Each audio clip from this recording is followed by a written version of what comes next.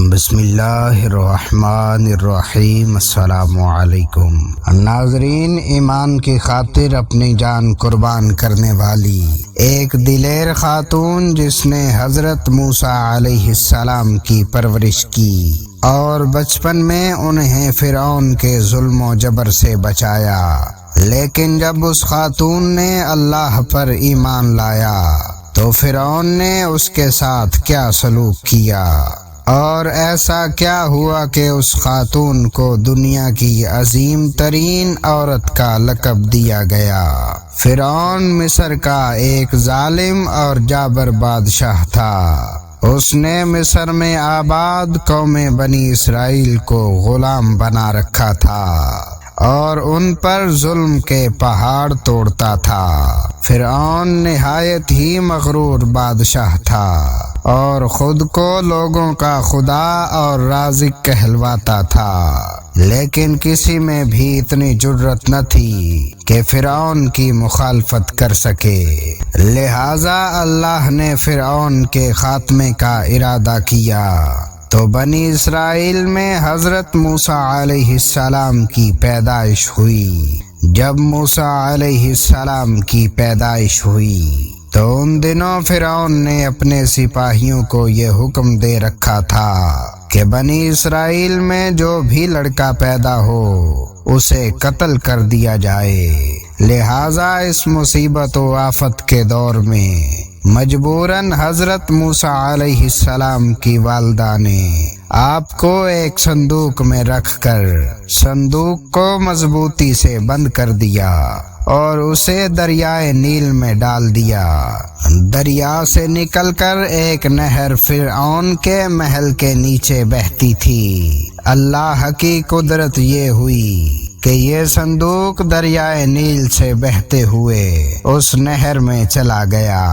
اس وقت نہر کے کنارے فرعون کی بیوی آسیہ بنت مزاحم بیٹھ کر نہر کا نظارہ کر رہی تھی۔ آسیہ ایک خوبصورت اور نیک دل خاتون تھی اور وہ کسی بیماری سے شدید تکلیف میں تھی۔ فرعون نے اس کا بہت علاج کرایا تھا مگر وہ ناکام رہا۔ کہتے ہیں کہ کاہنوں نے اسے بتایا تھا کہ اے فرعون، ہم پیشن گوئی کرتے ہیں کہ اس دریا میں سے ایک آدمی تیرے محل میں داخل ہوگا، اگر اس کے منہ کی رال اس بیمار خاتون کے جسم پر ملی جائے تو اسے شفا ہو جائے گی۔ چنانچہ جب نہر میں بہتے ہوئے اس صندوق پر آسیہ کی نظر پڑی تو اس نے ملازمین کو اسے نکالنے کا حکم دیا۔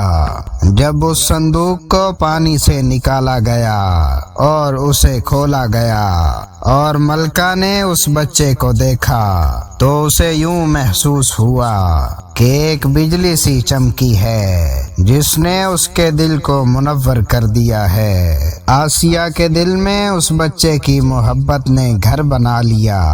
اس بچے کا لواب دہن جیسے ہی ان کے ہاتھوں پر پڑا تو انہیں شفا ہو گئی۔ فرعون کی بیوی آسیہ کے بدن سے کوئی لڑکا نہ تھا اور وہ بے اولاد تھی، لہذا اس پاک دل خاتون کی ممتا جاگ اٹھی اور اس نے حضرت موسیٰ علیہ السلام کو گود لے لیا۔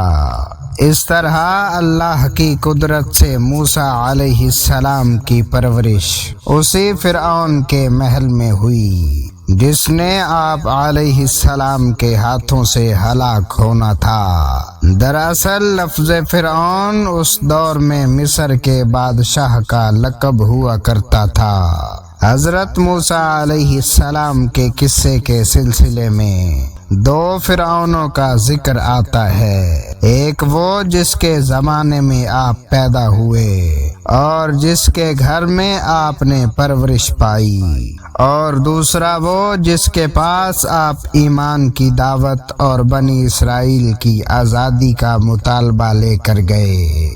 لہذا بی بی آسیہ کا خاوند جس نے حضرت موسیٰ علیہ السلام کو اپنے محل میں رکھا، اس فرعون کا نام رامس ثانی بتایا جاتا ہے۔ دراصل بی بی آسیہ ریان بن ولید کی پوتی تھی۔ ریان بن ولید وہی بادشاہ تھا جو یوسف علیہ السلام کے دور میں عزیز مصر تھا، اور اس نے حضرت یوسف پر ایمان بھی لایا تھا۔ جب مصر پر قبلی خاندان کی حکومت آئی تو فرعون نے اپنی طاقت کے زور پر بی بی آسیہ سے شادی کر لی اور انہیں دھمکی دی کہ اگر انہوں نے شادی سے انکار کیا تو ان کے والدین کو قتل کر دیا جائے گا۔ لیکن شادی کے بعد بھی اللہ نے حضرت آسیہ کو فرعون کے شر سے محفوظ رکھا اور وہ آپ پر قادر نہ ہو سکا۔ مورخین لکھتے ہیں کہ اللہ نے فرعون کو نامرد بنا دیا تھا، اور بعض نے لکھا ہے کہ فرعون کو ایسی بیماری تھی کہ طبیبوں نے اسے ساری عمر صحبت کرنے سے منع کر دیا تھا، لہذا فرعون کبھی بھی حضرت آسیہ کے قریب نہ جا سکا۔ یہ بھی اللہ کی ایک حکمت تھی تاکہ بی بی آسیہ فرعون کے ناپاک جسم سے محفوظ رہ سکیں۔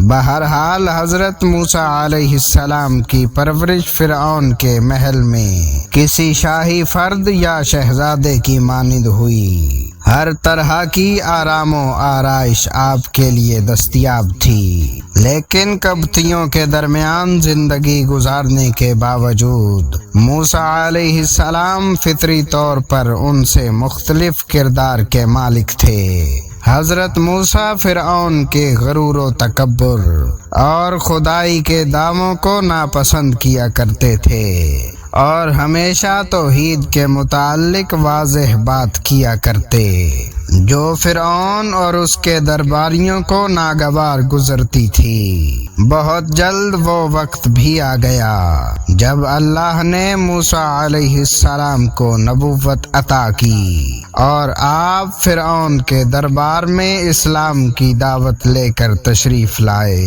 اس وقت فرعون کے مطالبے پر جادوگروں اور حضرت موسیٰ علیہ السلام کے درمیان سحر کا مقابلہ ہوا، جس میں حضرت موسیٰ کی عصا حقیقی سام میں تبدیل ہو گئی اور جادوگروں پر حق واضح ہو گیا کہ یہ اللہ کے سچے رسول ہیں جنہیں ہماری ہدایت کے لیے بھیجا گیا ہے، جبکہ فرعون اپنی انا اور غرور پر قائم رہا اور موسیٰ علیہ السلام کی دعوت کا انکار کر دیا۔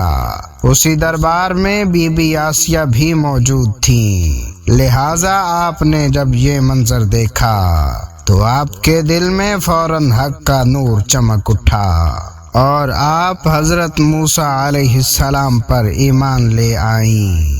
بی بی آسیہ فرعون مصر کی بیوی اور ملکہ تھی۔ آپ کے پاس مال و دولت کی کثرت تھی، لیکن اس کے باوجود آپ غرور و تکبر کا شکار نہیں تھیں، بلکہ آپ کا دل غریبوں کی محبت سے سرشار اور ان پر شفقت و مہربانی کے جذبے سے معمور تھا۔ آپ دل کھول کر ان پر صدقہ خیرات کیا کرتی، اسی وجہ سے آپ کو ام المساکین یعنی مسکینوں کی ماں کہا جاتا ہے۔ چونکہ حضرت آسیہ اپنے شوہر رامسس کے مظالم کو بھی خوب جانتی تھی، اس لیے اپنے ایمان کا اظہار نہ کیا۔